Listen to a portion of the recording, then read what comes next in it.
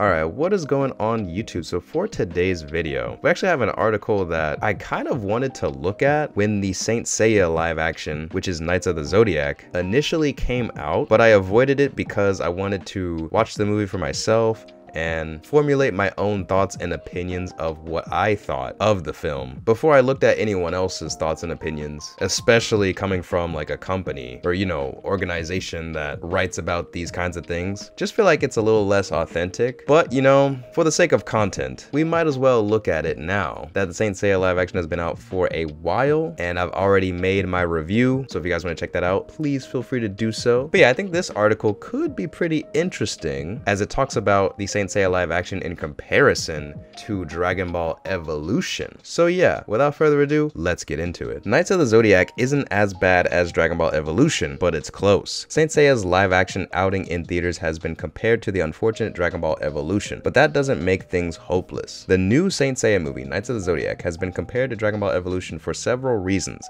They're both not so great live action adaptations of beloved anime franchises. Incidentally, Saint Seiya and Dragon Ball were both series whose anime were done by Toei Animation and whose manga were published in Weekly Shonen Jump.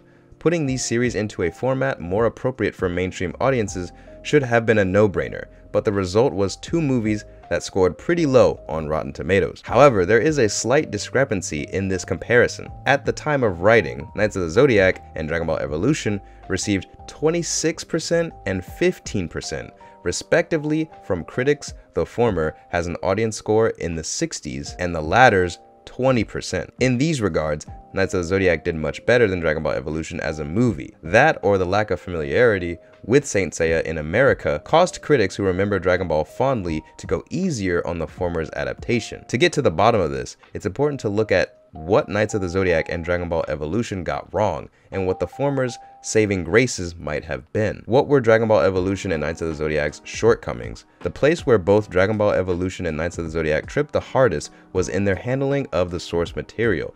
Both movies tried to alter or remove the fantastical elements of their respective series to make their stories more grounded and marketable to mainstream audiences. That can make sense for things like not wanting to show less violence or avoiding confusing plot lines, but it also removes a lot of what made those stories so appealing in the first place. Yeah, I agree with that. I do think Dragon Ball Evolution definitely removed more fantastical elements and more of the charm of the fantastical world than Knights of the Zodiac did, but they both did also kind of try to have their worlds be somewhat realistic or have a foot planted in reality in some type of way. But anyway, back to the article. With that said, Dragon Ball Evolution might have been at a serious disadvantage compared to Knights of the Zodiac. While both manga series are set on Earth, Dragon Ball's Earth has a unique and heavy blend of fantasy, sci-fi, and even mythological elements. This made its transition to a more grounded movie frustrating and confusing. Saint Seiya is set in the present day, and its fantastical elements are limited to real-world mythology, mainly Greek, the power of Cosmo, and magical sets of armor. In these regards, Knights of the Zodiac didn't have to worry as much about confusing audiences with a setting they could never understand. Also, while removing plot elements takes away from the appeal of the manga, it is necessary in a lot of ways. Both series had dozens if not hundreds of chapters to draw inspiration from, but they also needed an original enough story that would fit into a 2-hour time frame. In Dragon Ball Evolution's case, it took elements from the major arcs of the original Dragon Ball and a little bit from Dragon Ball Z. Since 3 of these arcs involved a search for the Dragon Balls, it was easier to compile them into one story, though it still came out pretty messy. Knights of the Zodiac had things a little harder in terms of relaying its source material effectively. Saint Seiya's first few arcs all lead directly into each other, which makes it difficult to find a distinct ending point for the movie. To make a faithful adaptation, the movie would need to find a way to tell many aspects of Seiya's story all at once, including learning to use Cosmo, earning his Pegasus cloth, participating in the Galaxian Wars tournament, and fighting Phoenix Iki and the Black Saints along with the friends he made in the Galaxian Wars. Even after that, Seiya and his friends would have to fight several Silver and Gold Saints before getting to anything resembling downtime. The movie opted to keep things simple by ending things after the fight with Iki and the Black Saints while also saving Seiya's friends and, possibly, the Galaxian Wars for a later movie. These cuts, while sad, allowed for the story of the movie to be concise and focused. This is also why the cast sizes for each movie were significantly trimmed down. Having the main character make a bunch of powerful friends and have them all fight one-on-one matches might work in a shonen series, but it would take up far too much time in a movie. In theory, Trimming the cast size like this would ensure that everyone present gets the characterization that they need. Unfortunately, while Dragon Ball Evolution still fell short in this department, Knights of the Zodiac didn't fare much better. Some characters like Mylok, Almond Kido got some development, in the relationship between Seiya and Sienna was kind of cute, but that was it. Phoenix Nero lost almost all of his character development in favor of Vander Gorod, a villain not even from the original series. Besides this, most of the heroes in both Dragon Ball Evolution and Knights of the Zodiac have been turned into duller, less charming versions of themselves. Both Dragon Ball Evolution and Knights of the Zodiac fall for a lot of the same pitfalls. The dialogue is a clunky attempt to blend anime dialogue with something a real person would say. The fight choreography ranges from decent to something out of Power Rangers, though Dragon Ball Evolution notably aimed to have silly choreography in line with its more comedic source material. The basic anime tropes are replaced with their basic American movie tropes. They also tragically ended while teasing sequels that will likely never happen due to their initial flops at the box office. Well, I would not agree with this actually. I think this is wrong because Saint Seiya really did not tease a sequel at all. So yeah, I don't know about that. And from what I remember, I don't specifically remember anything about Dragon Ball Evolution teasing a sequel either. But it's been a while since I've seen it. I mean, there could be something that happened with like Piccolo was gone or whatever, but I don't remember Dragon Ball Evolution teasing any kind of sequel movie either. So I don't know about this, but we'll keep it going. These movies might have done better if they had more faith in their source material. Films like the Marvel movies and Alita Battle Angel have proven that it is possible to relay a ridiculously fantastical story faithfully and succeed.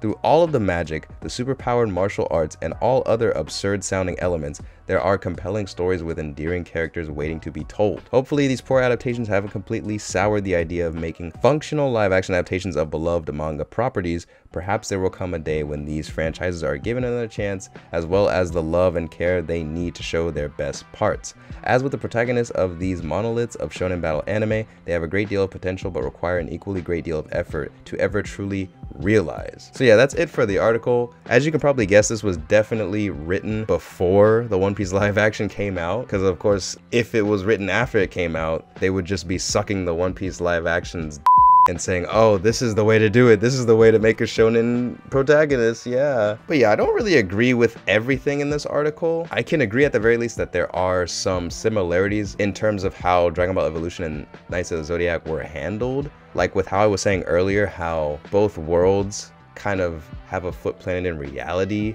as opposed to just going full-on fantastical like their anime and manga, you know, source material. But I do feel like both live actions were handled pretty differently as well in other areas, because the director of Dragon Ball Evolution like didn't read source material at all, didn't really know anything about it, and didn't care either. Whereas Knights of the Zodiac, you know, the team behind that definitely cared a lot more.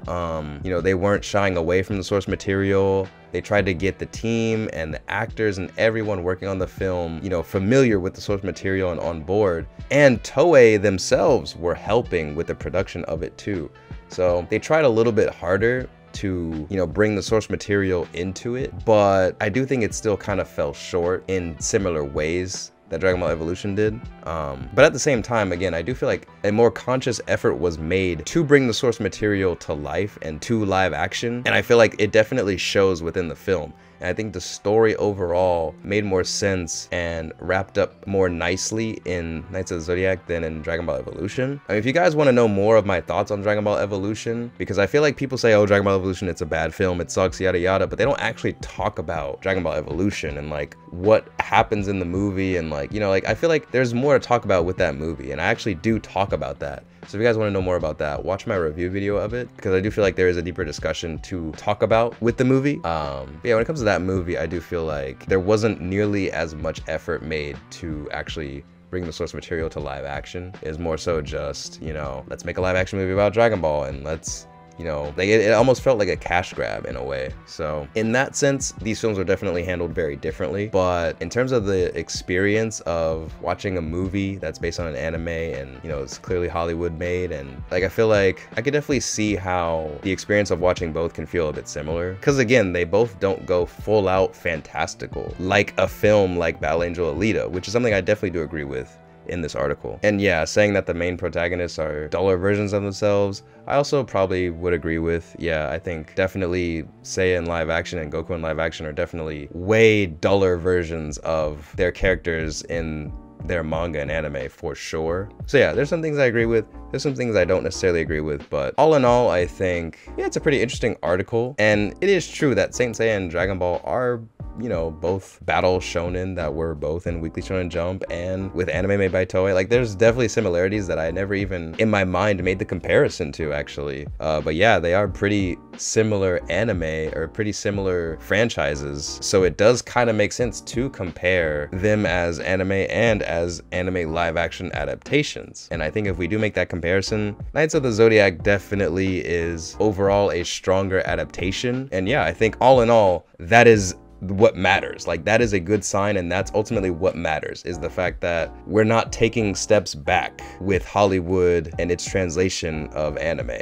you know? Like, we may not be taking that many steps forward, but at least we're not taking steps back, you know? So I think all in all, that's what mainly matters. And again, this article was made before One Piece live action. I'm sure after One Piece live action, I'd be like, oh my god, like, this is how you do a battle shonen, this is how you do it right. Anime live action can be done, like, because the article ends with like, oh, hopefully, you know, one day they'll get it right, or hopefully there's still hope for anime and live action, like, you know. But now that One Piece is out, like, they would easily rewrite this and be like, yeah, One Piece live action, it's the saving grace of anime and live action, like, you know, this is proof that it can be done, yada yada. So yeah, I'm sure now they would say we've took many steps forward. But again, like, reading this article, trying to put myself in the mind frame of when it came out, that would be my best way to end this on a positive note, is that, yeah, at least we didn't take a step back. But with that being said, that's gonna be it for this one. What did you guys think about Dragon Ball Evolution and Knights of the Zodiac if you've seen both? Do you think Knights of the Zodiac is better, or do you actually like Dragon Ball Evolution and think that it did more things right? Let me know in the comments below. Please leave a like on the video and subscribe if you haven't already. That helps me out a ton. And as always, thank you guys so much for watching. I really appreciate it. And I'll see y'all in the next video.